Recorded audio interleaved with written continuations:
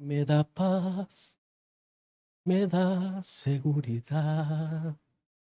Es tu amor que me sostiene, el que me levanta, el que me da paz, me da seguridad de lo que vendrá.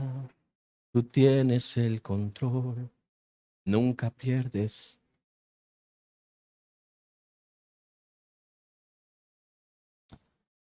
De lo que vendrá, Dios tiene el control. Hay una presencia de Dios muy fuerte en esta mañana. Hay algo hermoso. Gloria a Jesús. Estamos estudiando Pesaj. Esta semana es Pesaj para la iglesia del Señor. Pesaj, en su traducción literal del hebreo, lo que significa es pasar por encima. Diga conmigo, Pesaj significa pasar por encima. Pesaj es el primer festejo, la primera festividad que el Señor ordena al pueblo de Israel. Y quiero que pongas mucha atención a esto. Pesaj es ordenado en medio del cautiverio. Quiero que usted me comprenda esto y se ubique conmigo. La festividad de Pesaj es ordenada al pueblo de Israel cuando todavía el pueblo está en Egipto. No es cuando el pueblo ya salió.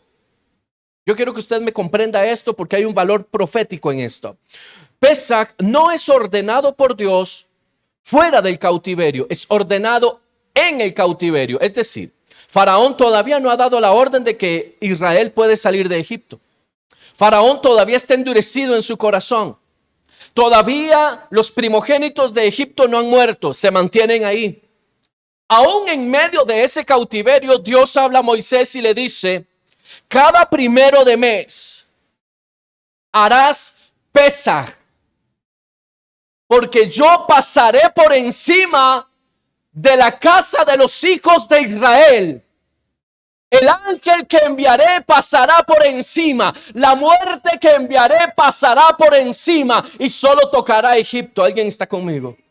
Escuche esto, Dios está profetizando a través de Pesaj y lo que está diciendo es: mi salvación, mi redención viene a ti aún en medio de tu cautiverio, porque mi redención es lo que te libera a ti de tu cautividad. Aleluya. Pesaj es una celebración profética donde Dios establece antes de que las cosas ocurran lo que va a suceder. Es decir, Dios le dice a Moisés: celebrarás Pesaj porque será el detonante de tu libertad. Pesaj se convertirá en el punto de partida del nuevo horizonte al cual yo llevo a Israel. Pesaj será la festividad que marcará el destino profético de Israel. ¿Cuántos me están siguiendo? Cuando Dios le dice a Moisés: celebra Pesaj, le dice: haz una fiesta en el cautiverio. Haz una fiesta en tu cautividad. Haz una fiesta en tu momento de dolor. Haz una fiesta porque mi redención no viene cuando estás afuera. Mi redención viene cuando estás adentro. Y Dios le dice una serie de pautas específicas. Y quiero ir delineando algunas. Pesaj aparece por primera vez en Éxodo capítulo 12, que es donde se enmarca la institución de esta celebración. Ahora, yo quiero que usted comprenda esto. La forma en la que se celebró Pesaj en el desierto, en Egipto, nunca más se volvió a celebrar en Israel. Porque el Pesaj de Egipto tuvo cosas únicas. El Pesaj en Egipto fue tomado prácticamente de pie. La orden de Dios fue que los hombres tomaran sus callados, que todo el mundo estuviera listo con sus maletas arregladas porque era tiempo de salir y había que hacerlo rápido. Lo tomaron casi que con su copa o su taza en la mano, el bordón en la otra y las maletas a cuestas, porque Dios dijo: es el tiempo de salir. Así es que cuando yo dé la orden, ustedes salen, tienen que estar listos. ¿Alguien está conmigo? La redención nos dice: tienes que estar listo, tienes que estar preparado. Es tiempo de salir de la cautividad. Dios te dice: está preparado. Para salir de la cautividad hay que estar preparado. Alguien que ame el cautiverio no puede ser libre. Necesitamos estar listos. Segunda cosa, dice que cuando ellos salen de sus casas, despojan Egipto. Y eso pasó solo una vez. Porque la libertad del cautiverio despoja al enemigo. Israel despojó a Egipto solo una vez. Por eso esta sesión de Pesaj, esta festividad, esta celebración de Pesaj fue diferente a todas las demás. Porque ocurrieron cosas que nunca más volvieron a ocurrir. Pero estando en el desierto es cuando ellos recuerdan cómo Dios pasó por encima de sus casas trayendo redención. ¿Alguien está conmigo? Y la palabra dice en Deuteronomio, todas las palabras de esta ley, todas las palabras de esta escritura, todas las palabras que están escritas como mandatos, ordenanzas, enseñanzas y mandamientos que yo te entrego hoy, las enseñarás a tus hijos para que no olviden el origen de las cosas. Yo quiero decirle algo que puede romper algunos estereotipos, puede romper y derribará algunos becerros en esta mañana. Pero Dios no instituyó la cena del Señor, instituyó Pesaj.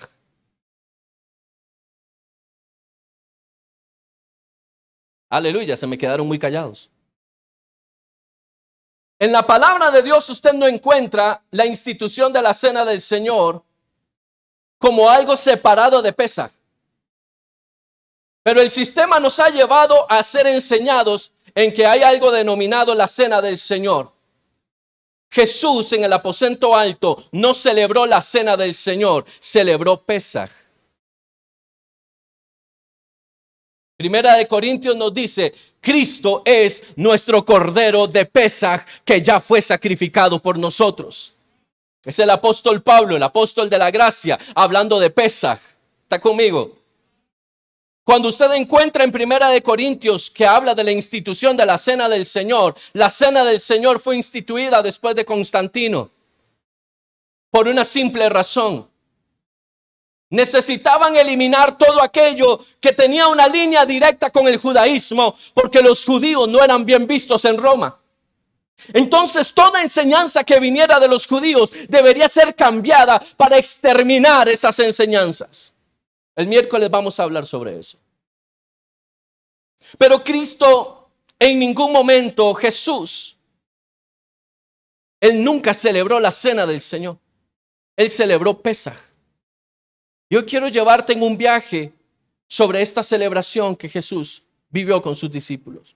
Pero es importante que tú conozcas el origen de estas cosas. La cena del Señor, la cena evangélica del Señor, es simplemente una copia y modificación de la Eucaristía católica. Pero como nosotros no profesamos el catolicismo, sino que somos evangélicos, entonces quitamos algunas cosas de ellos y las hacemos nosotros. ¿Cuáles son los elementos que existen en la Eucaristía del catolicismo? Pan y vino. ¿Cuáles son los elementos que existen en la Eucaristía cristiana, evangélica? Pan y vino. ¿Dónde radica la diferencia en que el sacerdote católico se toma el vino y no convida a nadie? En cambio nosotros sí le damos a todos. Bueno, con excepciones, porque en la Eucaristía cristiana evangélica los niños no participan. Pero si usted va a la palabra Pesaj, participan todos, porque la redención es para todos. No solo para los bautizados, no solo para los adultos. ¿Está conmigo? Por cuanto todos pecaron y están destituidos de la gloria de Dios, incluye a los niños, necesitamos que la redención sea para todos por igual. Jesús no instituyó la cena del Señor. Lo que pasa es que Jesús hace pausas específicas y hace algunas y da connotaciones específicas en la celebración de Pesaj, que es de donde sale o proviene la Eucaristía. Y perdone que esté usando esta palabra Eucaristía, pero es que es necesario porque el sistema lo determina así y necesitamos derribar eso. Y yo quiero que usted comprenda que sí, los evangélicos tienen una Eucaristía a la que llaman la cena del Señor. Y eso tiene que caerse en esta mañana. Jesús dice la palabra, toma el vino. Jesús toma el pan. Dice unas palabras Y eso es lo que se ha convertido durante los siglos en la Eucaristía, en la cena del Señor. Pero si usted analiza lo que Jesús pasa y cómo Jesús hace que esa cena se vuelva importante, lo que Jesús está celebrando no es una cena distinta, está enfatizando algunas cosas que vamos a ver hoy. Quiero que usted comprenda esto. La festividad de Pesaj, que tiene que ver con libertad, está enmarcada en algunos acontecimientos muy importantes en el tiempo antiguo. Número uno, y esto se dice por tradición hebrea, que Abraham, cuando sale de Ur de los Caldeos, lo hace en el primer mes del año. Lo hace en lo que sería hoy la festividad de Pesaj. No estaba constituida todavía, porque recuerde que Moisés es posterior a Abraham. Pero ya en Abraham Dios establece el inicio de una festividad, no como tal, no como un rito o como una asignación específica, pero sí marcando un tiempo de libertad. ¿Qué le dice Dios a Abraham? Sal de tu casa, de tu parentela, y Abraham salió. Ese momento es el momento donde Abraham se desliga de lo que había atrás, se desliga de lo que tenía en su pasado y camina hacia lo que Dios le promete. Es lo mismo que pasa en Pesaj. Dios le dice a Israel, sal de tu pasado, sal del lugar donde estás y dirígete a tu lugar de destino, la tierra prometida.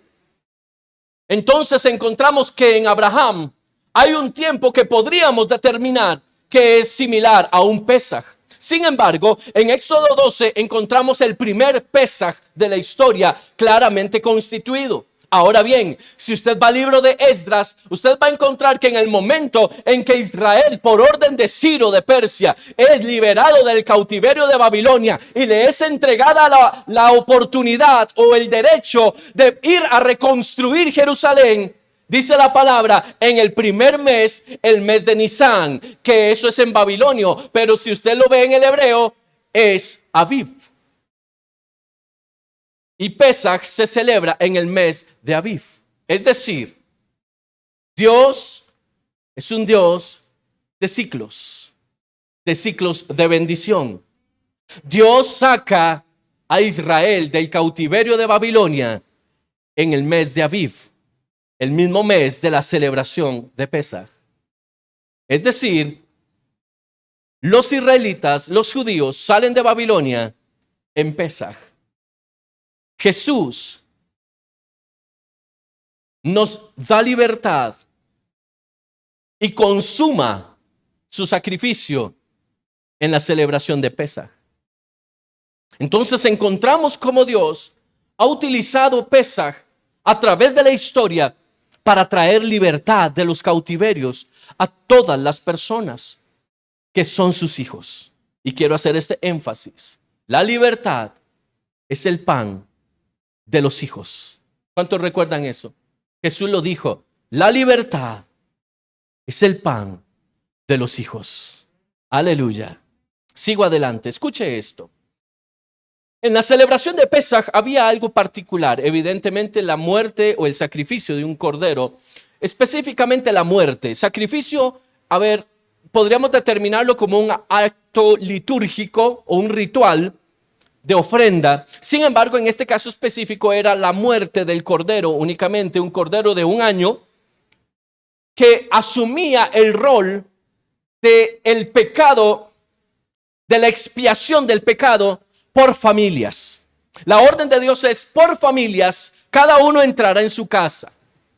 Y estando en su casa, el cordero debe morir, uno por familia, y da una institución específica al respecto. Pero da una orden, y esta orden es la que nos marca a nosotros algo importante en esta mañana. El Señor dice, tomarás la sangre del cordero y la pondrás en un cuenco, una taza, sí, para nosotros una taza.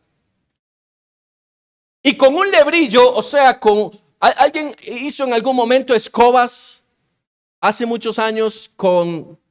no sé cómo se llamaba el lebrillo, eran unas ramas que se usaban, se amarraban a un palo largo y entonces con eso se barrían las casas con piso de tierra. No, hay gente muy nueva aquí, ya me sentí mal.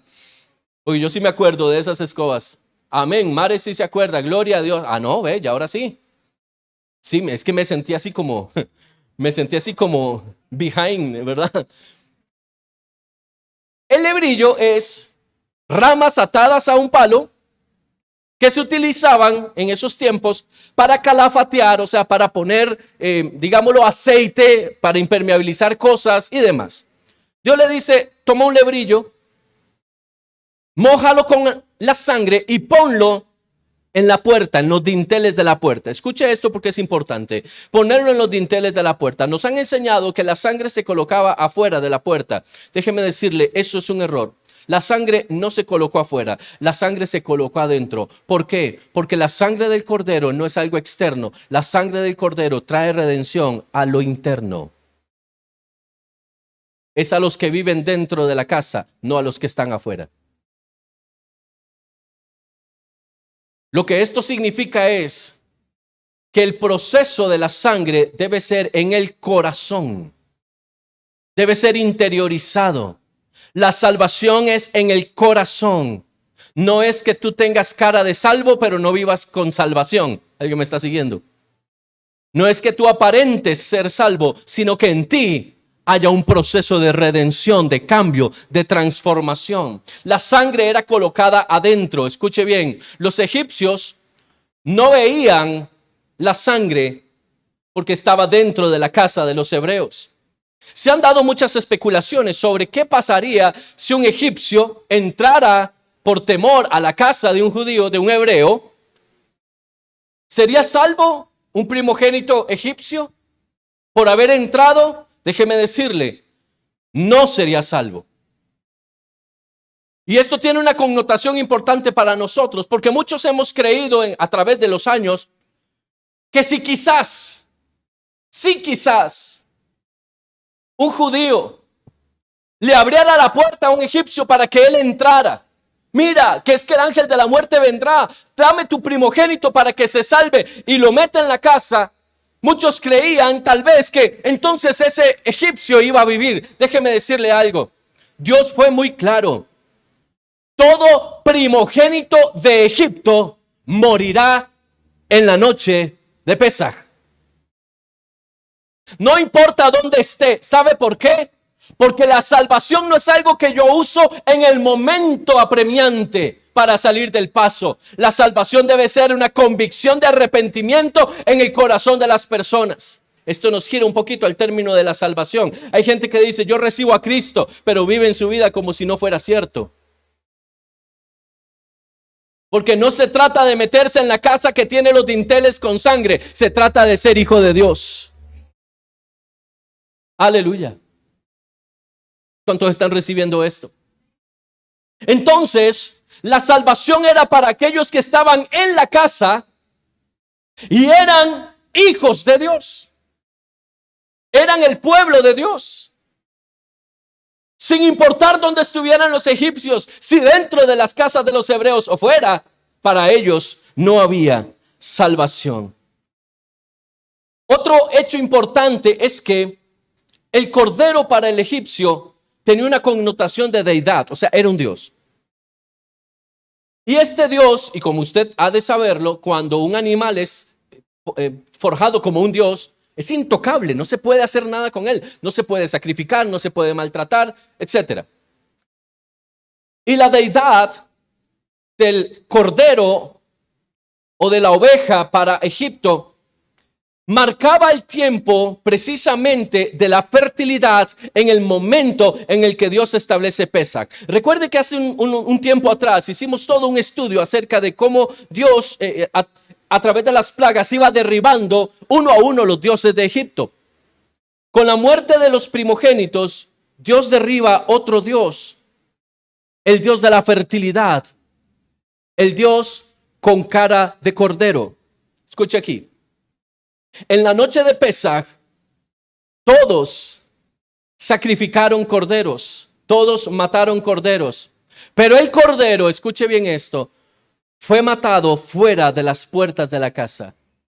El cordero no podía ser sacrificado adentro. Escúcheme aquí, porque esto es profético. El cordero no podía ser sacrificado dentro de la casa, debía ser sacrificado fuera. ¿Por qué? Porque el cordero era testimonio de la obra de salvación. El cordero expuesto fuera de la casa, lo que estaba diciendo es: yo, Jehová, estoy trayendo salvación, y todos los dioses, todos los principados, todas las potestades deberán mirar el sacrificio a través del cual yo hoy derroco y elimino el poder de esta deidad.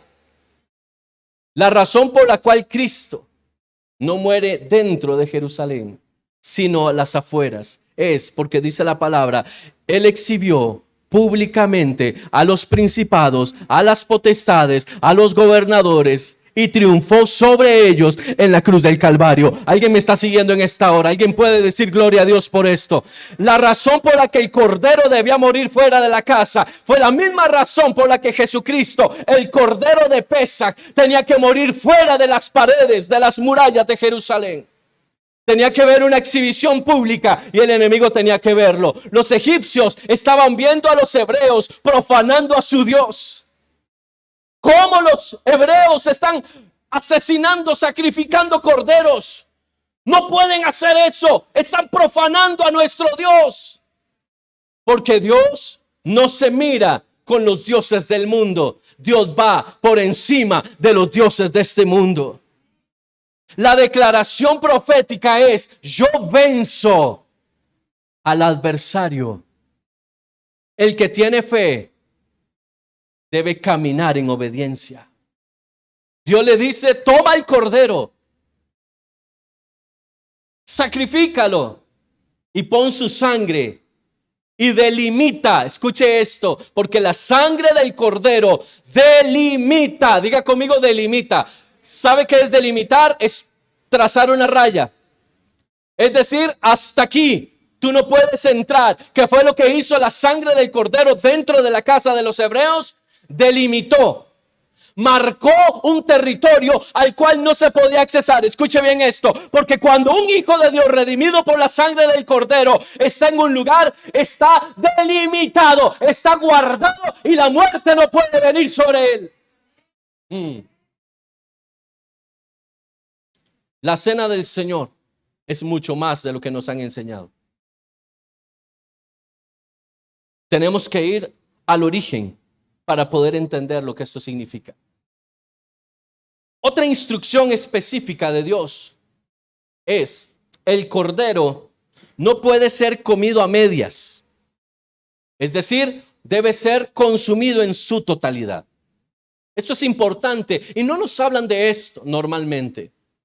El cordero de Pesaj tenía una particularidad en la ordenanza: debe comerse todo. Diga conmigo: todo. A la mañana siguiente no podía quedar nada. Si alguien acepta a Cristo en su corazón, debe aceptarlo todo, no a medias. ¿Te das cuenta cómo Dios todo lo enmarca? Si vas a recibir el Cordero de Dios que quita el pecado del mundo, lo debes recibir todo, no a medias. No, Señor, sálvame esta parte del alma, pero esta parte no. No, Señor, es que yo quiero que tú seas el Señor de mi vida, pero de las 3/4 partes de mi ser. ¿Está conmigo? Por eso es que los cristianos de la secreta no pueden definirse como hijos de Dios. Yo espero que usted no tenga un carnet de esa secta, ¿verdad? De los cristianos de la secreta. Dice la palabra: consumirás, comerás todo el cordero. Y si en tu familia no fueran suficientes para comerse el cordero, lo comerán con otra familia, pero lo comerán todo. Porque si tú vienes a Cristo, vienes por completo, si no, no vengas. Si venimos a Cristo es por completo. ¿Sabes por qué? Porque Cristo se entregó por completo. Cristo no se entregó una parte, la otra no. Jesús en Getsemaní levanta su voz y dice: Padre, si es posible, pasa de mí este momento, pero si no, haz tu voluntad. Jesús no dijo, ¿y si entrego un dedo? Bueno, Señor, te doy una mano. No, dice que Él, como cordero, fue llevado al matadero. Y no fue hallado pecado en Él, no fue hallado mancha en Él. Después vamos a hablar de eso. El cordero debía ser comido en su totalidad. Si aceptamos el sacrificio de Jesús, debe ser por completo. Escuche esto. La celebración de Pesaj nos muestra a nosotros una condición específica del Mesías. Entendemos que Jesús es el Mesías de Dios, es Mashiach. ¿Cuántos dicen amén a eso? Es el Mesías de Dios. En Pesaj encontramos a Jesús como el Mesías sufriente, el Mesías que está por ser entregado, el Mesías que será llevado a una cruz, el Mesías que morirá por la humanidad entera por amor. Ese es el Mesías sufriente. Pero dice la palabra que cuando Él regrese, porque Él mismo dijo, yo me voy pero volveré. Cuando Él regrese por segunda vez, ya no volverá como el Mesías sufriente, sino que vendrá como el Mesías triunfante, el que viene sobre todo principado, ostentando el poder, la gloria, el reino y la autoridad que le fue entregada en los cielos y que por herencia nos pertenece a nosotros en Él. El Mesías que usted y yo esperamos es el Mesías triunfante, ya no más el Mesías sufriente. Ya el Mesías sufriente quedó atrás. El que viene es el Mesías triunfante. El que triunfó sobre el dolor. El que triunfó sobre la enfermedad. El que triunfó sobre el Seol y la muerte. Ese es el que está por venir. Así es que usted y yo debemos comprender esto. El Mesías sufriente es el que nos enseña el sistema religioso. Pon los ojos en el Jesús de la cruz. Míralo cómo está. Molido por nuestros pecados. Sí. Él fue todo eso y más. Pero nuestra mirada no debe estar puesta en el Mesías de la cruz. Debe estar puesta en el Mesías que triunfó sobre la muerte en la cruz del Calvario. El que está intercediendo por nosotros ante el Padre. Porque tenemos sumo sacerdote, dice Hebreos. Cuando yo celebro Pesaj, yo no celebro al Mesías sufriente. Yo celebro al Mesías triunfante, porque yo soy parte del reino del Mesías triunfante. Aleluya. La religión nos lleva a sentir dolor y pena en lo que llaman la Semana Santa. Y usted oye a las personas haciendo penitencias. Usted ve a las personas yendo a las iglesias a tomar la cena del Señor, la Eucaristía. Usted ve a las personas haciendo uno y otro rito, pero no están circuncidando su corazón. Quieren circuncidar cosas externas, mas no quieren circuncidar su corazón. Déjame decirte algo, Jesús declaró algo con poder. Yo me voy, pero volveré. Y los ángeles confirmaron sus palabras y dijeron, aquel que han visto subir al cielo en las nubes, de igual forma volverá con gran gloria, con voz de arcángel, con trompeta de Dios. Y en su muslo escrito un nombre, Rey de Reyes y Señor de Señores. Ese es el Mesías triunfante. El que viene es el Mesías triunfante. ¿Cuántos quieren ir con él? Mire, yo no quiero ir a las bodas de un Mesías sufriente. ¿Se imagina qué dolor? Qué cosa más terrible.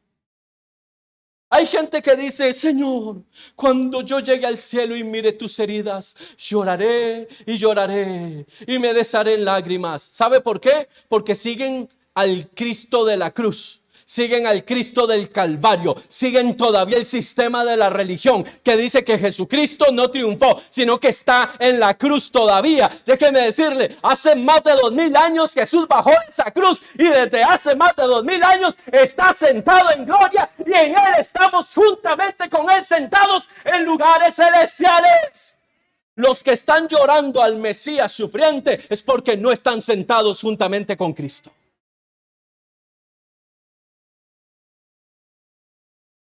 Ay, Señor, el sacrificio que existe. Mire, yo me gozo del sacrificio que Cristo hizo en la cruz. ¿Sabe por qué? Porque lo hizo una vez y para siempre. una vez y para siempre. En algún momento se lo expliqué, se lo enseñé en una de las enseñanzas que tuvimos.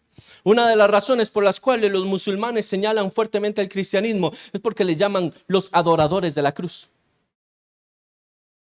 Porque pareciera que el centro de la atención del cristianismo es una cruz, cuando la cruz fue un medio, una herramienta, no el destino. ¿Está conmigo? Dice que Jesús fue a la cruz, pero también dice que bajó de la cruz. Y dice la palabra, maldito todo aquel que es muerto en un madero. Yo no puedo venerar aquello que genera maldición. Aleluya. Espero que usted no esté haciendo así, buscándose la cruz. No, es que la cruz de Cristo. No, hermano, no es la cruz de Cristo, es en el nombre de Jesús. ¿Está conmigo? Satanás no le tiene miedo a la cruz. Satanás retrocede ante el nombre del que murió en la cruz. Así es que usted nada hace con andar en la calle ahí con el crucifijo puesto, mi hermano. No, no, no, no. Déjese ya de esas ideas, por favor. Deje de venerar la cruz y siéntese en gloria con el que está en el trono. Aleluya. Dice la palabra, Mateo 26-29, en la Reina Valera 60. Y os digo que desde ahora no beberé más de este fruto de la vid, hasta aquel día en que lo beba nuevo con vosotros en el reino de mi Padre. Cuando vayamos al reino de los cielos, ¿cuántos quieren ir al reino de los cielos? ¿Sabe de qué está hablando aquí? Está hablando de las bodas del Cordero. Recuerda, hermano, que usted y yo no vamos a vivir en el cielo. En el cielo tendremos una pasantía. Los que vayamos a las bodas del Cordero estaremos un tiempo, pero regresaremos, porque nuestro lugar de destino no es el cielo, es una tierra nueva, es un cielo nuevo, porque la tierra vieja y la antigua y el antiguo cielo pasaron. He aquí todo fue hecho nuevo, y vi descender, dice el apóstol Juan, la nueva Jerusalén de los cielos, y se sentó en el lugar de reino de los hombres. ¿Cuál es el lugar de reino de los hombres? La tierra, porque la tierra fue constituida para ser gobernada por los hijos de Dios. Así es que gobernaremos la tierra cuando la tierra sea renovada. Pero desde ahora le invito a que comience a hacer herramientas y ejercicios de gobierno. Comience a legislar sobre lo que está en su casa. Comience a legislar lo que está en los aires. Comience a legislar, porque nadie se va a sentar en el trono de legislación si primero no adquiere la autoridad delegada por el Padre para poder establecer su reino. Ya no beberé más de este fruto de la vid hasta que lo haga con ustedes. ¿Dónde? En las bodas del Cordero. ¿Qué se celebrará en las bodas del Cordero? ¿La cena del Señor? No. Pesaj.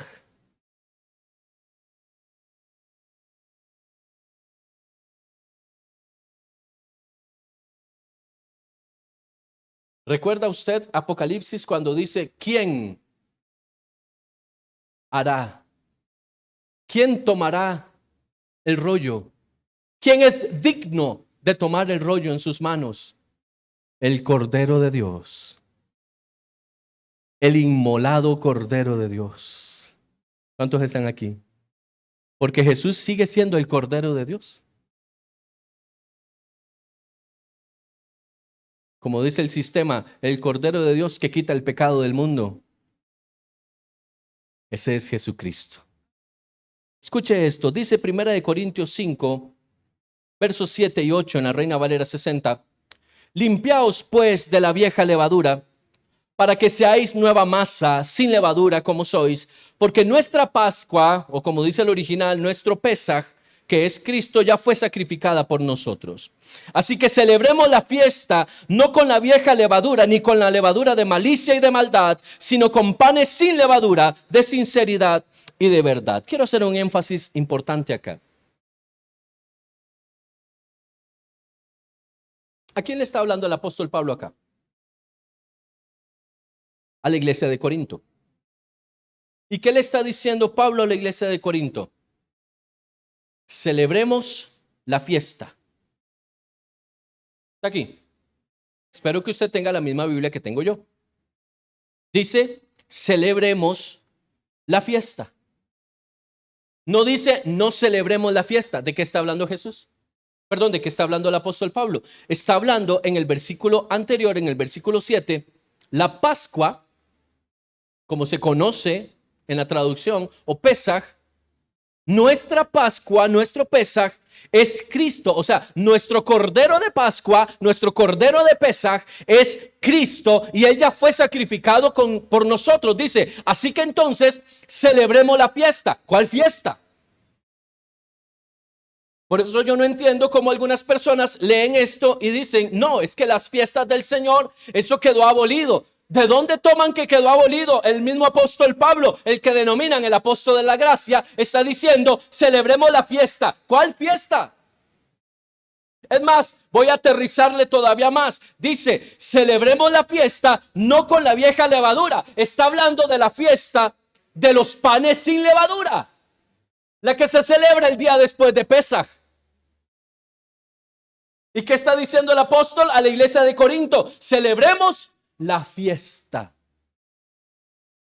Porque la fiesta no tiene que ver con el judío, tiene que ver con el reino.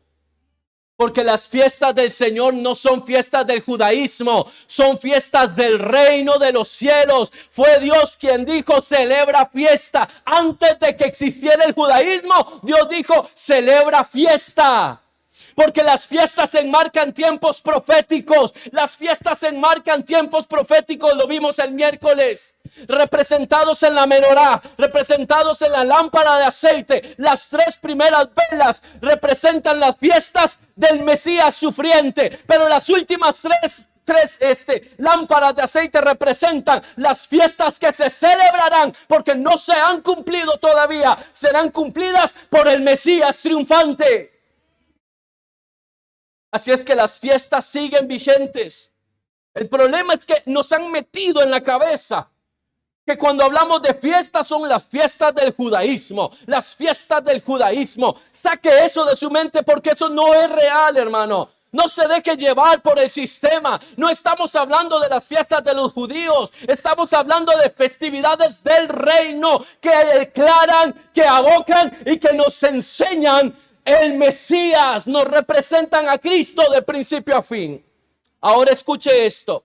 Dice Éxodo 6, y quiero que lo busques por favor, porque esto es sumamente importante. Éxodo 6, versos 6 y 7, sigo en la Reina Valera 60, dice, por tanto dirás a los hijos de Israel, yo soy Jehová, y yo os sacaré de debajo de las tareas pesadas de Egipto y os libraré de su servidumbre y os redimiré con brazo extendido y con juicios grandes y os tomaré por mi pueblo y seré vuestro Dios y vosotros sabréis que yo soy Jehová vuestro Dios que os sacó de debajo de las tareas pesadas de Egipto. Hay 4 palabras aquí que quiero que usted note por favor en esta mañana.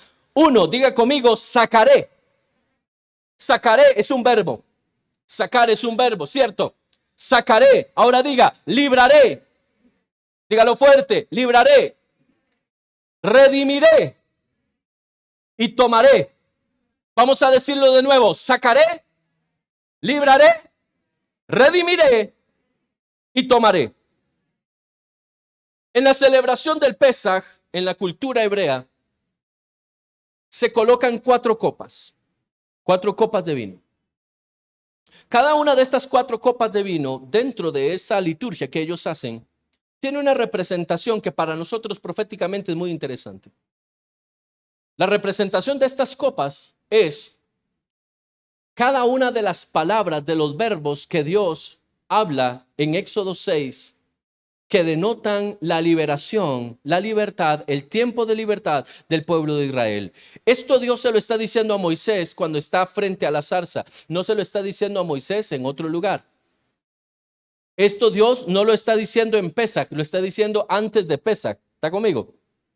Y le está diciendo, yo sacaré una de las copas, representa eso. El Señor sacó a Israel. La segunda copa dice, el Señor libró de la servidumbre. Está aquí. La tercera copa dice, el Señor redimió. Redimir es pagar el precio. ¿Está conmigo? La tercera copa es la copa de la redención. Diga conmigo, redención. Y la cuarta copa dice, los tomaré por mi pueblo. O sea, los traeré a mí. Los sacaré, los traeré. ¿Están aquí? Entonces, escuche esto, porque es importante. Dios le dice a Moisés, los sacaré de la opresión de los egipcios. Los salvaré de su trabajo. Los redimiré con brazo extendido y los tomaré para mí y serán mi pueblo y yo seré su Dios. Esto es muy diferente a la cena del Señor.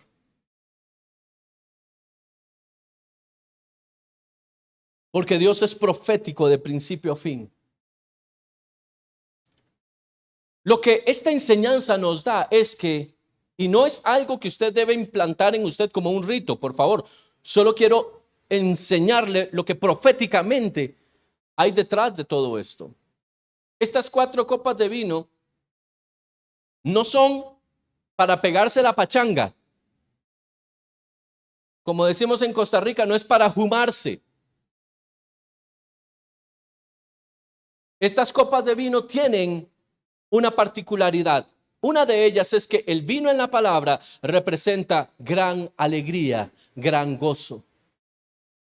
Lo que está diciendo el Señor es, gózate porque yo te saco, gózate porque yo te libro, gózate porque te redimo y gózate porque yo te tomo por pueblo. Estas 4 copas entonces vemos que tienen una connotación interesante para nosotros. Ahora, vamos a esto, porque es importantísimo que usted comprenda lo que le voy a decir. Jesús, en la celebración del Pesaj, Jesús celebra conforme lo establecido en los ordenamientos del Pesaj. Ahora, note esto. En Éxodo capítulo 12, no aparece en ningún lugar la especificación del vino. Solamente aparece la especificación de coman y váyanse. ¿Está conmigo? ¿Por qué? Porque en ese momento de salida ellos no pueden estar cargando ciertas cosas, ni ponerse a lavar ciertas cosas, ni nada de eso. ¿Me explico? Es prepárense y váyanse. Después ponemos lo demás. El rey David se encarga de hacer toda una institución del Pesaj y proféticamente adhiere o coloca ciertos elementos dentro del rito, si lo quiere ver así, rescato comillas, dentro del marco de la celebración del Pesaj, y dentro de esto está precisamente la interpretación que se da del pasaje de Éxodo 6. Cada copa representa una acción de Dios en el momento de la liberación de Egipto. Ahora traigamos esto a nuestros días. Egipto para usted y para mí representa el mundo, representa el lugar de donde Dios nos sacó. Nosotros tenemos una copa de alegría y de gozo de donde Dios nos sacó, pero también de la servidumbre de la cual Él nos sacó. No solamente nos saca del mundo, sino que nos libra de la servidumbre que teníamos en el mundo. O sea, nosotros no le servimos al mundo, le servimos a Dios por amor. ¿Está conmigo? La tercera copa para nosotros habla de redención, habla del sacrificio de Cristo en la cruz, habla de lo que Él obtuvo en la cruz del Calvario a través de su resurrección. Nosotros somos hoy redimidos.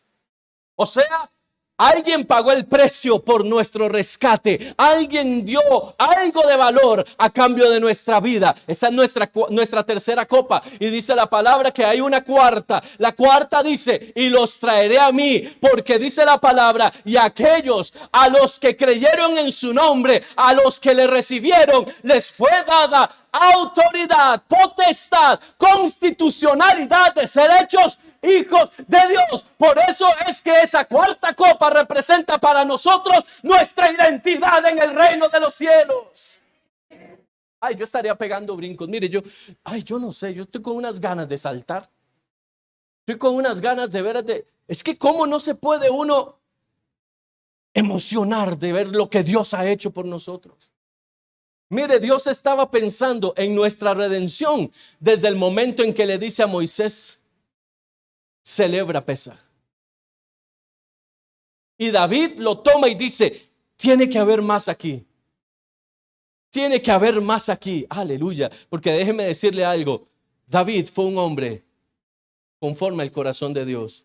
Su reinado fue un reinado sacerdotal, profético.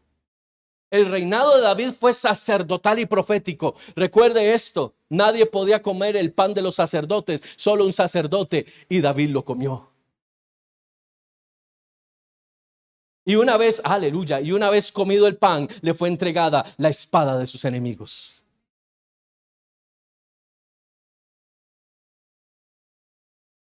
Aleluya.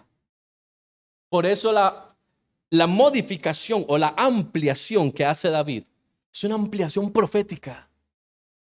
David dice, aquí hay algo profundo, aquí hay algo más, tenemos que celebrar esto. Después hablaremos un poco más a profundidad, pero quiero dejar esto muy en claro.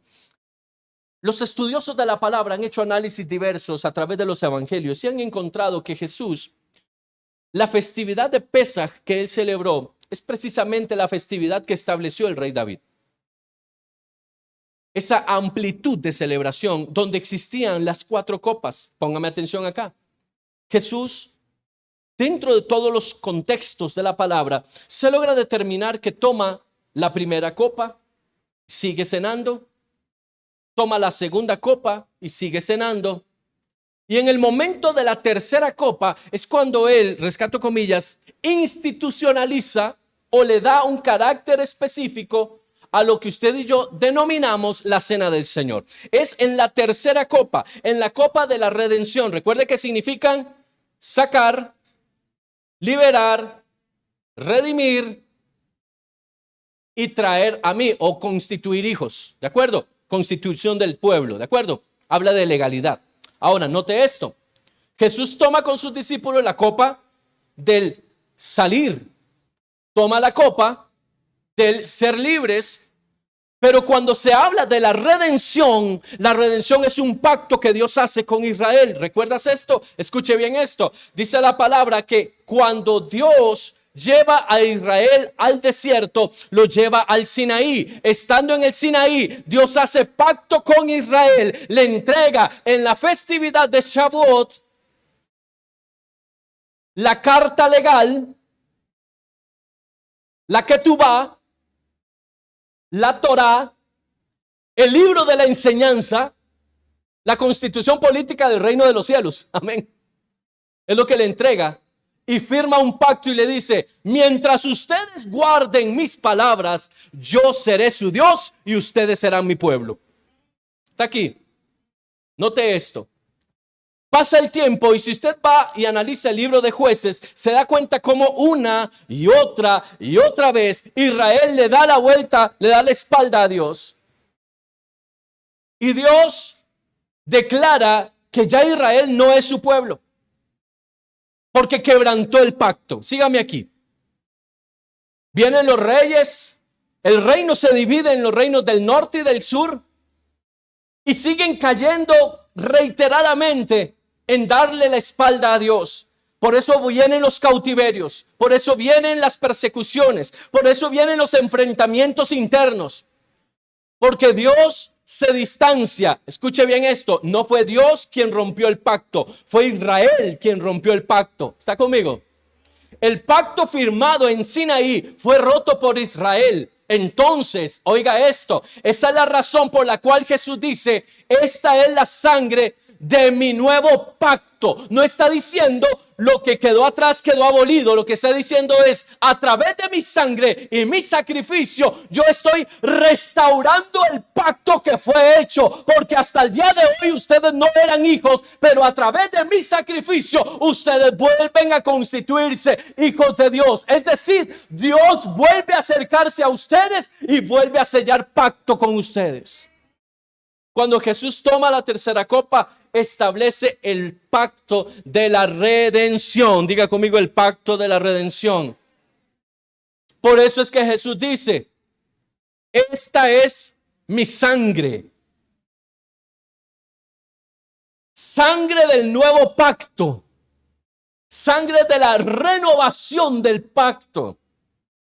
Que fue quitado, que fue estropeado por ustedes en la antigüedad. Ahora, note esto que es sumamente importante.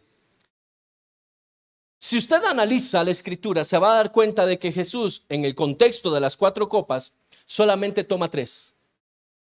Porque después de haber dicho esto, después de haber dicho, esta es la copa de la redención, este es el nuevo pacto en mi sangre, dice que Jesús sale de la cena con sus discípulos y va al Getsemaní. No termina la copa, no termina la 4ª copa. Escuche porque esto es importante. No le estoy enseñando judaísmo. Vaya usted a la escritura y se va a dar cuenta de que en todos los relatos Jesús toma la copa de la redención y no toma la 4ª copa. Jesús se va a Getsemaní y comienza el proceso de lo que denominamos la pasión de Cristo, ¿sí? Más adelante, acompáñeme a Juan capítulo 19, versos del 25 en adelante, pero quiero poner énfasis en versos 28, 29 y 30. Juan 19, 28 al 30. Dice la palabra, Reina Valera 60. Después de esto, sabiendo Jesús que ya todo estaba consumado, dijo, para que la escritura se cumpliese, tengo sed. Haga pausa ahí. Jesús no dijo tengo sed solo porque tenía sed. Juan entiende que lo que está pasando acá es, y tiene una connotación profética muy fuerte. Dice, y para que la escritura se cumpliese. ¿Cuál escritura? La celebración del Pesaj. Era necesario que Jesús tomara la 4ª copa. Por eso Jesús en Getsemaní dice, Padre, si es posible, pasa de mí la copa. ¿Está aquí? Jesús toma las 3 primeras copas del Pesaj, pero omite la 4ª deliberadamente, con una intencionalidad clara. En Getsemaní, en su momento de infortunio, él dice, si es posible, pasa de mí esta copa. Lo han traducido como el sufrimiento, pasa de mí este momento difícil. No, está hablando de lo que tenía que cumplir. El cumplimiento tenía que venir bebiendo la 4ª copa. La copa que constituía a Israel y restituía a Israel como el pueblo de Dios. Y que por ende a nosotros que somos injertados en el olivo, dice la palabra, nosotros somos hijos de Dios por creer en Jesucristo. Él dice, pasa de mí la copa. Estando en la cruz, Jesús dice, tengo sed, para que se cumpliese la escritura. ¿Cuál escritura? Pesaj tiene que celebrarse con 4 copas. Y Jesús solamente había tomado 3. Ojo lo que dice el verso 29. Y estaba allí una vasija llena de vinagre. ¿Qué es vinagre? Déjeme decirle algo. El vinagre en los tiempos de Jesús no era lo mismo que el vinagre en nuestros tiempos. Hoy usted encuentra vinagre blanco, vinagre de guineo, vinagre de lo que usted quiera. En los tiempos de Jesús el vinagre era vino viejo. ¿Está aquí conmigo? El vinagre en los tiempos de Jesús era vino viejo. ¿Qué dice? Había una vasija llena de vino viejo. Entonces ellos empaparon en ese vinagre una esponja y poniéndola en un hisopo se la acercaron a la boca. ¿Qué dice el 30? Cuando Jesús hubo tomado el vinagre, cuando Jesús hubo tomado el vino viejo, dijo, consumado es. Cuando Jesús toma el vinagre, toma la 4ª copa del Pesaj, la copa que cuando era tomada, el sumo sacerdote levantaba la voz y decía, consumado es. Por eso él dice, consumado es, y expira.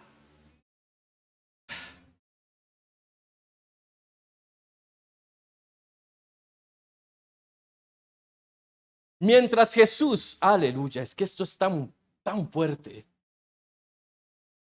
Mientras Jesús está en la cruz, el sumo sacerdote está en el templo. Y a la misma hora que Jesús dice, consumado es, el sacerdote está declarando en el templo, consumado es.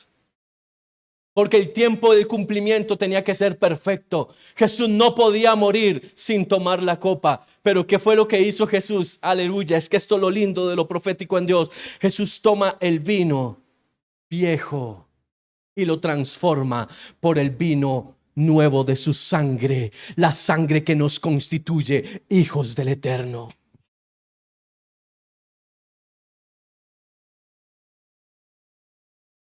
Cuando Jesús muere, dice la palabra que la sangre de Jesús es llevada al altar, es llevada al propiciatorio de Dios, porque esa sangre es la que a nosotros nos dio redención. Esa sangre representa el vino de la cuarta copa. La copa fue llenada de sangre.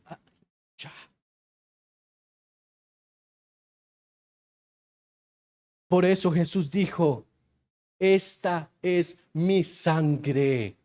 Lo que ustedes están tomando no es literal, no es transustanciación, no es que a través de un rito místico o mágico el vino se convierte en sangre. Es que proféticamente el vino está quedando a un lado y es mi sangre la que está ahora asumiendo el control. Es mi sangre la que está siendo vertida y derramada. Es a través de mi sangre. Aleluya. La cuarta copa, la copa del vino viejo, Jesús la toma para que usted y yo nunca más tomemos la copa del vino viejo.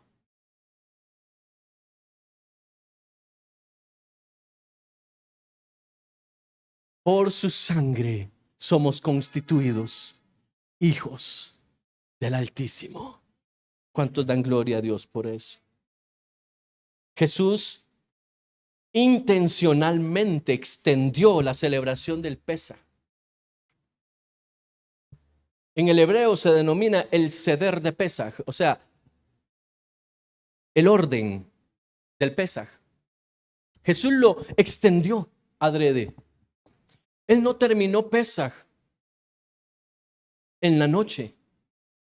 Él llevó Pesaj hasta la cruz. Y estando en la cruz, finalizó tomando la copa. Y hay todavía mucho más que hablar de esto. Pero quiero tocar el tema del pan sin levadura. En hebreo, el pan sin levadura es matzah. Se denomina matzah. M-A-T-Z-A. Matzah. Suena como masa, ¿verdad? El pan sin levadura tiene una característica muy importante.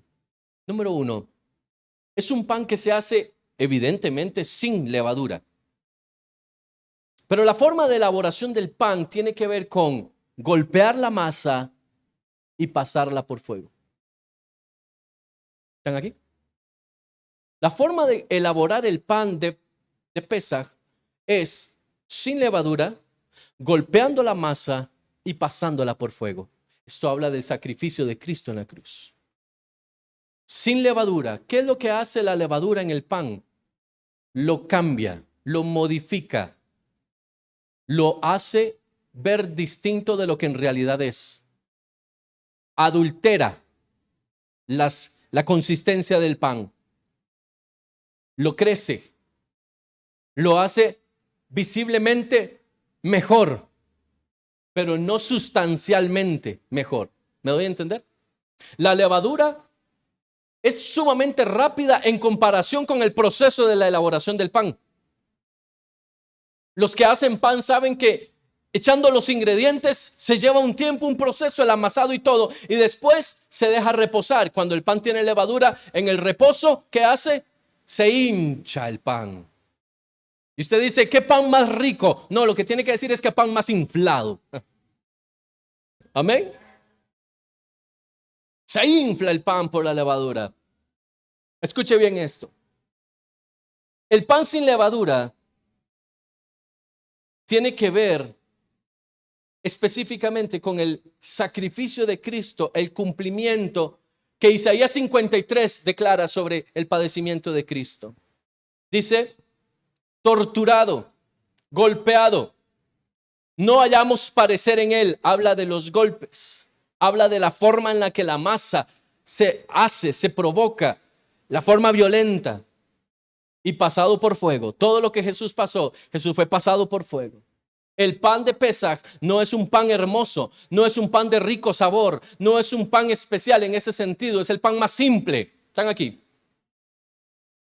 Por eso nosotros no podemos adornar muchas cosas. Escucha esto. Pablo nos dice a nosotros que debemos nosotros dejar la levadura y tener un comportamiento claro y eficiente delante del Señor. ¿Qué significa esto? La levadura tiene varias connotaciones en la palabra, pero una de ellas tiene que ver con la enseñanza de la Escritura. ¿Qué dice el Señor? Tengan una palabra sin levadura, sin añadidos artificiales, una palabra tal y cual fue escrita. Los fariseos en el tiempo de Jesús le habían añadido levadura a la palabra, es decir, adicional a lo que Dios les había entregado en el desierto, ellos le añadieron todavía una serie de cosas más que infló la palabra, infló los mandamientos, infló, y cuando Jesús viene a traer el reino, choca contra la enseñanza, porque la enseñanza ya estaba leudada. ¿Qué habla la levadura para nosotros? Habla de orgullo, habla de la soberbia, habla de todas las cosas que en nosotros no nos permiten ser los hijos de Dios que debemos ser. Habla de pecado, habla de todas las enseñanzas que tenemos y que queremos seguir sabiendo aún que no debemos seguirlas. Es importante que comprendamos que el pan representa la palabra de Dios, pero que la palabra de Dios es Cristo. Y Cristo debió subir a la cruz del Calvario sin levadura. Sin levadura. ¿Está conmigo? En estos días preparando el tema, ya estoy para terminar, veía un pequeño documental de cómo celebran algunas actividades de Pesaj allá en la tierra de Israel. Y me llamó la atención la festividad previa a los panes sin levadura. ¿Sabe qué hacen los judíos? Buscan en toda su casa pedazos de pan, migas de pan, migas. Usted sabe que es una migaja, ¿no? Pedacito de pan casi indetectable.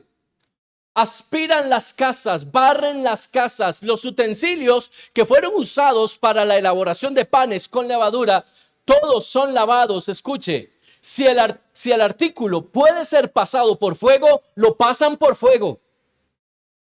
Si el artículo no puede ser quemado, lo meten en agua hirviendo. Y si el artículo, por su constitución, no puede entrar ni siquiera el agua hirviendo, lo desechan. Está aquí. Hacen fogatas en las calles, en los barrios. Después llegan los bomberos a apagar los incendios. Pero hacen fogatas, ponen contenedores donde las personas prenden un fuego y traen pedazos de pan de sus casas y los tiran ahí. Y usted ve todo tipo, judíos ortodoxos, ultraortodoxos, judíos un poco más light. Usted ve a todo el mundo llevando eso.